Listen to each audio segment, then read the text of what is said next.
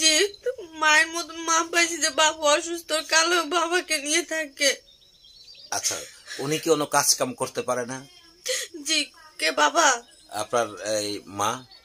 মা যায় মাঝে মাঝে, বাবার কাছেও তো লাগে। মা যায় 2-3 ঘন্টা কাজ করে আবার চলে আসে। আচ্ছা, সুপ্রিয় দর্শক, আসসালামু আলাইকুম। দর্শক যে যেখানে আছেন আশা করি ভালোই আছেন।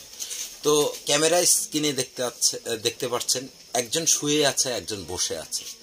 আসলে এই মূল বিষয়টা আমরা আজ তুলে ধরব, কেন বা আজ তাদের এই অবস্থা। আসসালামু আলাইকুম। আসসালামু আলাইকুম। ওয়ালাইকুম সালাম। আপনার নাম একটু বলুন। শিউলি আক্তার। শিউলি আক্তার।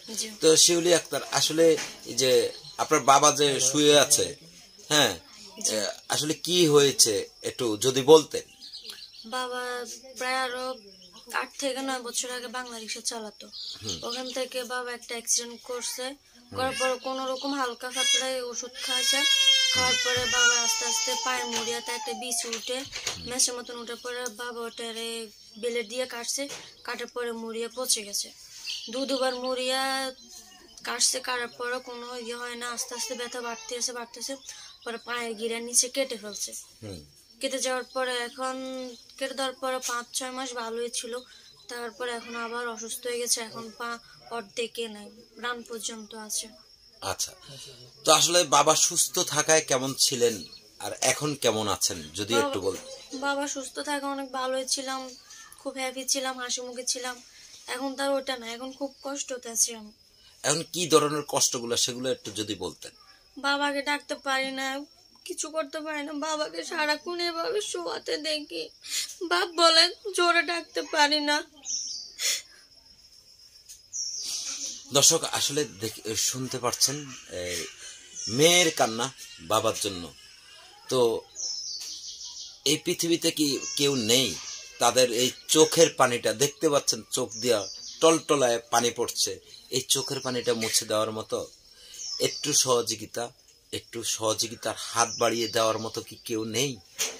আচ্ছা, তো শিউলি আপনি লেখাপড়া করেছেন? জি।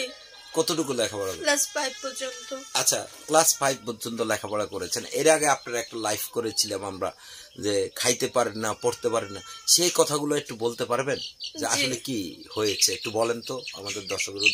ভালো থাকবো কিভাবে, খাবো কিভাবে, যেখানে আমার বাবাই অসুস্থ, যেখানে আমি সুস্থ থাকবো কিভাবে?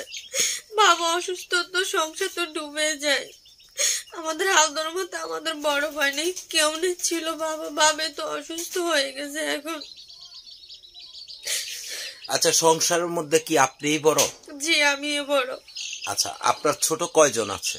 আমার ছোট ভাই বোন 3 জন, 2 বোন 1 ভাই। আচ্ছা, 2 বোন 1 ভাই। জি। তো তাদেরকেও কি আপনার দেখতে হয়? জি, দেখবো কি করে? তারাও তো আমার কাছে অনেক কিছু আবদার করে, বোন আমার এটা লাগবে ওটা লাগবে, আমি তো দিতে পারি না। যখন আবদার করে তখন তো আমার খুব কষ্ট হয় আমার ভাই বোনের জন্য। বেশি তো কষ্ট আমার বাবার জন্য। বাবা হয়তো সুস্থ থাকলে আমার কাছে না, আমার বাবার কাছে চাইতো। আচ্ছা, আসলে বাবা অসুস্থ, তো আপনার মা কি সবসময় আপনার বাবার কাছে পড়ে থাকে? তাহলে বাবার কাছে একজন সবসময় থাকতে হয়। জি। আচ্ছা, তো শিউলি আসলে এই যে মানে এর আগে তো মোটামুটি আপনি সাহায্য সহযোগিতা পেয়েছিলেন, তো সেই সহযোগিতা গুলা দিয়ে কি আপনার বাবার চিকিৎসা হয়নি? হওয়ার পরে পুরাটা করতে পারিনি তো। সুদের উপরে টাকা নিয়ে অপারেশন করাইলাম, সে টাকা দিছি, ভাই বোনের পড়ালেখার খরচ দিছি। আচ্ছা আচ্ছা, মানে সব মিলে কিছুই নাই এখন? এখন 3 বেলা 3 মুঠো খেতে পারেন? কিছু খেতে মন চাইলে খাইতে পারেন? না, কিছু পারি না।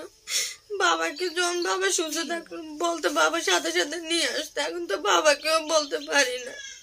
আচ্ছা, দর্শক আপনারা শুনলেন শিউলির জীবনের গল্প। আমরা ভিডিওটি বেশি বড় করব না।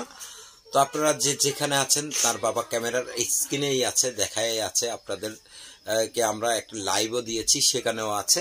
তো আপনাদের যে আর যতটুকু সম্ভব, যার যতটুকু সমর্থন আছে ততটুকু একটু সাহায্য করবেন, এই পরিবারটার পাশে দাঁড়াবেন। তো আপনার সাথে যোগাযোগ করার কোনো ব্যবস্থা? দর্শক আপনারা সকলেই ভালো থাকবেন, সুস্থ থাকবেন, আর একটু সহযোগিতা করবেন এই পরিবারটাকে। তো আপনারা সকলে ভালো থাকেন। আল্লাহ হাফেজ।